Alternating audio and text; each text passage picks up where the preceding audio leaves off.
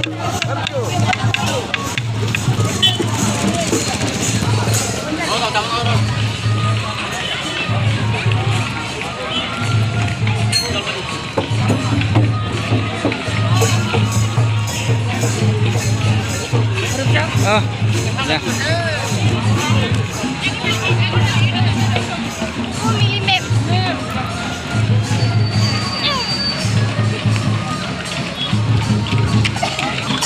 Dạ.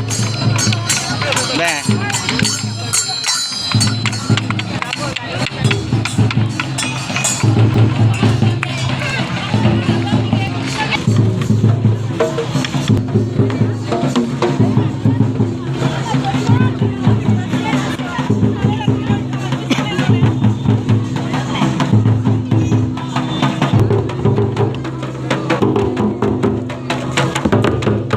কেনেকুৱা লাগিল?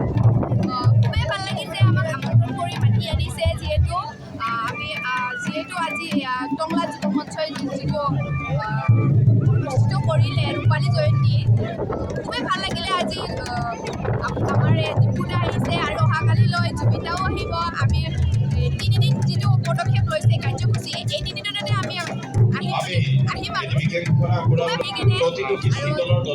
আগন্তুক এনেকুৱা চলি থাকে।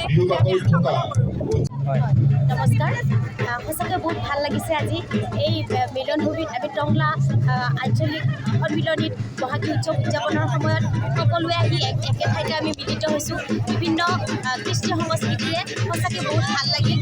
মনটো আজি ভৰি গ'ল। সকলো কৃষ্টি সংস্কৃতি আমি ইয়াতে দেখা পালোঁ, ভাল লাগিলে। টংলা যুৱ মঞ্চৰ আজি ৰূপালী জয়ন্তী বৰ্ষৰ আজি 3 দিনৰ কাৰ্যসূচী সাংস্কৃতিক শোভাযাত্ৰা সম্পন্ন হৈ গ'ল। ইয়াত বিভিন্ন জাতি জনগোষ্ঠীৰ মিলনভূমিত পৰিণত হৈছে টংলা হাইস্কুল খেলপথাৰ। আজি 3 দিনৰ কাৰ্যসূচী এই ৰূপালী জয়ন্তী বৰ্ষৰ 3য় দিনৰ কাৰ্যসূচী শোভাযাত্ৰাৰ সকল সামগ্ৰী ইয়াত লোকাৰণ্য হৈ পৰিছে। ইয়াত কাৰ্যসূচী আছে আমাৰ সাতাকী স্মৃতিগ্ৰন্থ এখন সাতাকী উন্মোচন কৰা হ'ব। দলগতভাৱে 3টা দল শ্ৰেষ্ঠ সম্পাদক ইয়াতে সফলভাৱে আমাৰ